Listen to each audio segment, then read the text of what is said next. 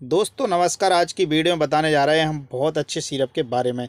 जिस किसी को यदि खांसी है और खांसी जा नहीं रही है तो वह कॉफलेट सिरप यूज करे। यह प्योर आयुर्वेदिक रहता है।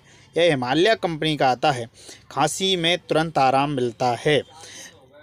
इसकी एमआरपी की बात करेंगे 117 रुपये एमआरपी है और इसके वेट की बात करेंगे तो 100 ml की आती है। यह खांसी के लिए बहुत अच्छी सिरप है। इसका यूज सुबह दोपहर शाम तीनों